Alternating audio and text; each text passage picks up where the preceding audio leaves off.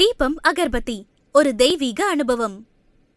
இந்த வீடியோவில் நம்ம என்ன பார்க்க போறோம்னா, கன்னி ராசிக்காரர்களுக்கு 2026 ஜூன் மாதம் நடக்கக்கூடிய அந்த குரு பெயர்ச்சி எத்தகைய ஒரு பலாபலன்கள் நிறைந்த ஒரு டைமாக, ஒரு சமயமாக அடுத்த 13 மாதங்கள் இருக்க போகுது. ஜூன் 2026 இருந்து ஜூன் 2027 வரைக்கும் 13 மாதங்கள் குருவின் சஞ்சாரம் கடகத்துல இருந்து கன்னி ராசிக்காரர்களுக்கு 11ஆம் இடத்துக்கு வருவது மிகவும் அருமை.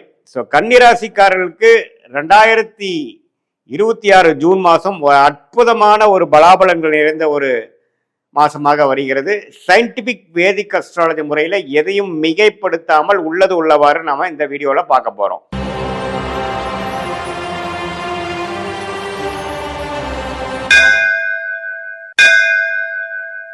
கன்னிராசிக்காரர்களுக்கு 2026 ஜூன் மாதம் நடக்கக்கூடிய அமைப்பு 11ஆம் இடத்துல உச்சம் பெற்றக்கூடிய ஒரு குரு 12 வருஷத்துக்கு ஒரு தடவை நடக்குது. ஸோ இந்த 12 வருஷத்துக்கு ஒரு தடவை நடக்கக்கூடிய அமைப்பு கன்னிராசிக்காரர்களுக்கு நல்ல ஒரு 2026 செகண்ட் ஆஃப், 2027 ஃபர்ஸ்ட் ஆஃப் அப்படிங்கிறது கிடைக்குது.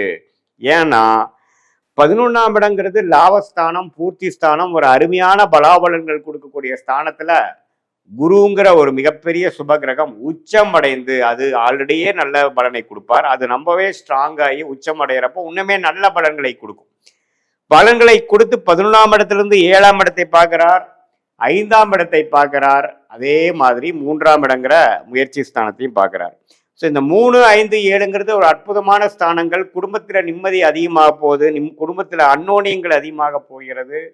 அதே சமயத்தில் குழந்தைகள்னால் நல்ல ஒரு விஷயங்கள், குழந்தை செல்வம் கிடைக்கக்கூடிய அமைப்பு, முயற்சிகள் திருவினையாக்கக்கூடிய அமைப்பு, எல்லாமே லாபம் லாபம் மன மகிழ்ச்சி, அது மாதிரி ஒரு அமைப்பை கொடுக்கக்கூடிய ஒரு அற்புதமான ஒரு பயிற்சியாக கன்னி ராசிக்காரர்களுக்கு 2026 ஜூன் மாதம் மூலம் அடுத்து வரக்கூடிய 13 மாதங்கள் இருக்கிறது. இதுல நவம்பர், டிசம்பர் 2026, ஜனவரி 2027 அந்த 3 மாதங்கள், இந்த ஆண்டின் இறுதியும் ஜனவரி 2027 பார்த்தீங்கன்னா 11ஆம் இடத்துல இருந்து 12ஆம் இடத்துக்கு வராரு. ஸோ அந்த டைம்ல நம்ம சுப செலவுகள் பண்றது, சுப விரயங்கள் பண்றது, வெளிமாநிலம் போயிட்டு வர்றது, வெளிநாடு போயிட்டு வர்றது, அப்படி எல்லாம் வாய்ப்பு இருக்கு. உங்களுக்கு கையில காசு எல்லாமே ஓரளவுக்கு நல்லா போகும்பொழுதுதான் நம்ம சுப செலவு பண்ண முடியும், இல்லைன்னா நம்ம பண்ண முடியாது இல்லை பார்த்தீங்களா. அதனால நல்ல லாபங்கள் பெறக்கூடிய அமைப்பு. போன வருஷம் 2025, 24 நீங்க செய்த உழைப்புக்கு, செய்த முதலீடுக்கு லாபங்கள் பெறக்கூடிய அமைப்பு இருக்கு. குடும்பத்துல சுபிக்ஷம் நடக்குது, சில பேருக்கு கல்யாணம் நடக்கிறது,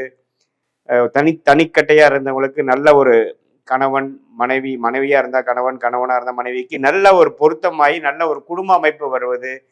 இளம் தம்பதியர்கள் பல வருடமாக குழந்தை செல்வம் எதிர்பார்க்கிறவங்களுக்கு குழந்தை செல்வம் கிடைக்கிறது. அது மாதிரி பல நல்ல விஷயங்கள், மனசை குளிர் அடையக்கூடிய, மன மகிழ்ச்சி அடையக்கூடிய 11ஆம் இடங்கிற பூர்த்தி ஸ்தானத்துல உச்ச குருவாக எல்லாத்தையுமே ஓரளவுக்கு நல்ல அமைப்பை கொடுக்கிறார். ஸோ இந்த நம்ம அற்புதமான ஒரு டைமை கன்னிராசிக்காரர்கள் 2024, 25 எவ்வளோ துயரங்கள் பற்று, பிரச்சனைகள் மேல பிரச்சனைகள் பார்த்திருந்து கொண்டு இருக்கக்கூடிய கன்னிராசிக்காரர்களுக்கு இது ஒரு நல்ல ஒரு அருளை செய்யக்கூடிய ஒரு காலமாகவும், போதுண்டா சாமி, ஓரளவுக்கு நம்ம போட்டதை காசு எடுத்துட்டோம், இதுக்கப்புறம் நம்ம ரிஸ்க் எடுக்க வேண்டாம் அப்படிங்கிற மாதிரி தொழிலதிபர்களும், குடும்பத்துல நம்ம சுபிக்ஷம் இல்லாமல் ஒரே பிரச்சனையா போயிட்டு இருந்தவங்களுக்கு இப்பதான் ஓரளவுக்கு எல்லாமே சரியா இருக்குது, இதை அப்படியே மெயின்டைன் பண்ணிக்கலாங்கிற மாதிரி அமைப்பும், குழந்தை பேரு அது மாதிரி விஷயம் எதிர்பார்க்கிறவங்களுக்கு ஆண்டவன் கண்ணு திறந்துட்டான்டா சாமிங்கிற மாதிரி ஒரு நல்ல விஷயங்கள் நடந்த மாதிரி அமைப்பும், எல்லாத்துலேயுமே ஒரு மன நிறைவை கொடுக்கக்கூடிய அமைப்பு இருக்கிறதுனால இதை கரெக்டாக யூஸ் பண்ணிட்டு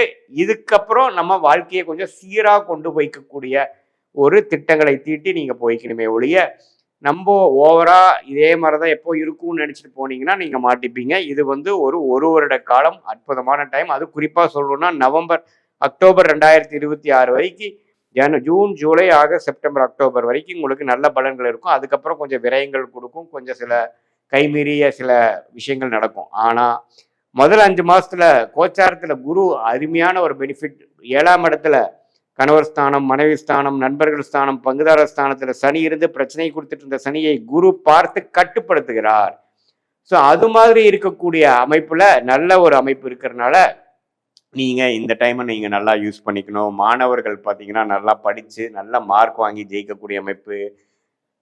கவர்மெண்ட் ஜாபு, கவர்மெண்ட் எக்ஸாம்ஸ் எழுதுறவங்களுக்கு 3ஆவது அட்டம், செகண்ட் அட்டம்ப்ட்ல நம்ம கிளியர் பண்ணிட்டோம் அப்படிங்கிற மாதிரி ஒரு அமைப்பு.